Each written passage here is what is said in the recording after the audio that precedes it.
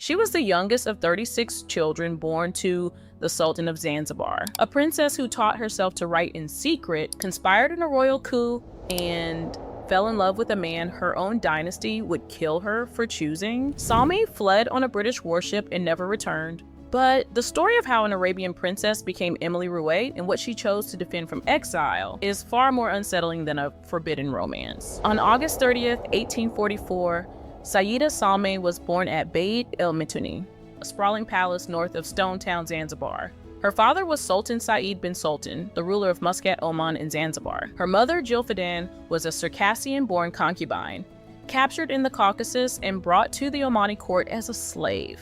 Inside this massive residence, hundreds of family members, servants, and enslaved laborers lived in close quarters. Salme inhabited a complex, multilingual world, growing up fluent in both Arabic and Swahili, while hearing Persian, Turkish, and Nubian in the corridors. In the royal harem, formal education for girls was strictly limited to reading the Quran. Writing was a privilege reserved for men, seen as a tool of statecraft too dangerous for women to possess. Salme defied this restriction. By secretly copying pages of the holy text, she taught herself the mechanics of the written word. This quiet act of defiance did more than grant her literacy. It transformed her into an acute observer of the court's unspoken rules, preparing her to navigate the intricate web of power, hierarchy, and intimacy that defined her family's empire.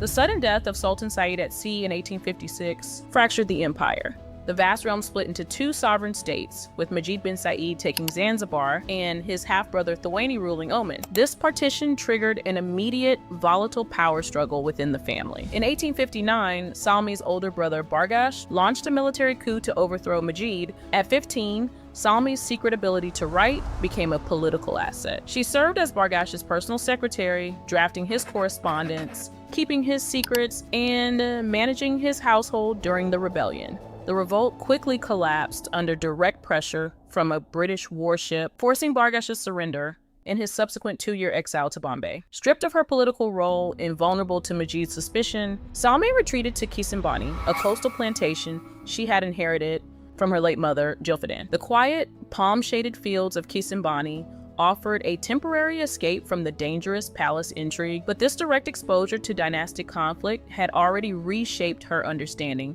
of power. In the summer of 1865, the isolation of the Kisambani plantation was broken. Salme met Rudolf Heinrich Reuter, a young German merchant managing spice trade operations for a Hamburg commercial house. Their relationship developed in secret, restricted by the strict societal rules governing the movement of veiled royal women. They communicated through smuggled letters and brief, whispered conversations near the German consulate.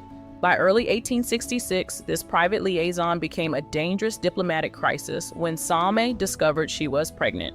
Under the strict religious laws of the Omani court, pregnancy out of wedlock was a capital offense, and marriage to a Christian foreigner was legally impossible. As rumors spread through Stone Town, members of the royal household openly threatened Salme with stoning to protect the family's honor.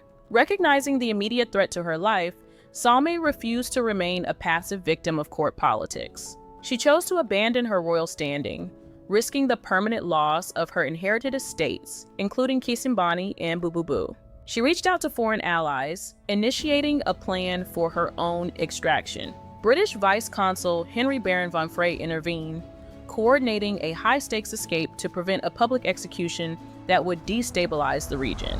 On the night of August 24, 1866, Salme slipped down to the water under the cover of darkness. She boarded the HMS Highflyer, a British Royal Navy screw corvette commanded by Captain Thomas Malcolm Sabine Pasley.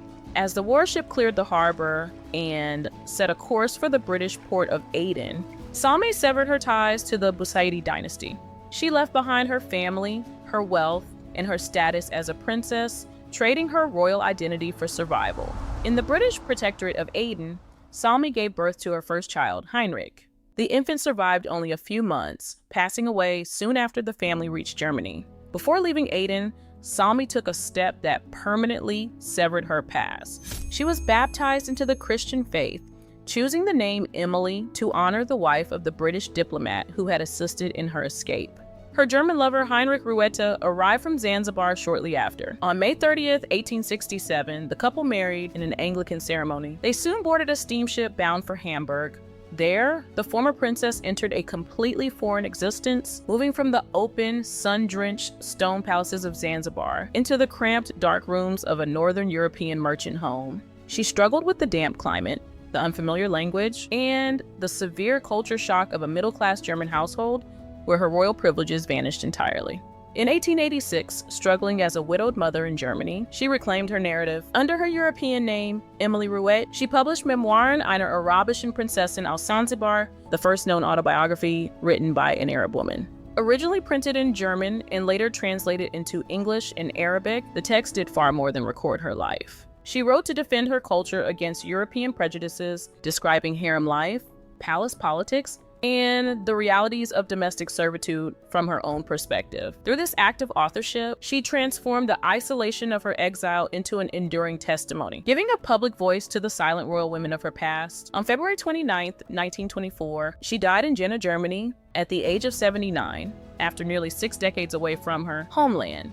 Today, her history has returned to the shores of East Africa. Inside the House of Wonders, the Beit El Ajaib in Stonetown, a dedicated museum exhibit preserves her original manuscript pages, personal belongings, and family photographs, ensuring her voice remains anchored to the island of her birth.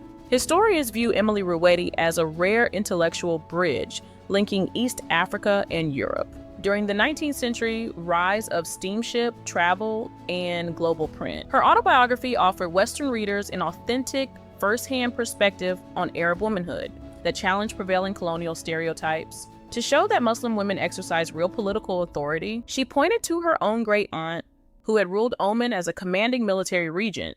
Yet, modern scholars confront a stark moral contradiction in her writing. She defended Zanzibari slavery, arguing the system was far less brutal than European abolitionists claimed, a defense now recognized as a major blind spot in her work. Her descendants eventually scattered across Europe. In 1934, as the Nazi Party took control of Germany, her grandson Rudolf Said Ruete renounced his German citizenship and resettled in London. Today, her memoir remains one of the earliest cross-cultural texts written by a woman between two competing societies, proving that the history of female agency and power in the Islamic world is far older and far richer than Western audiences assume.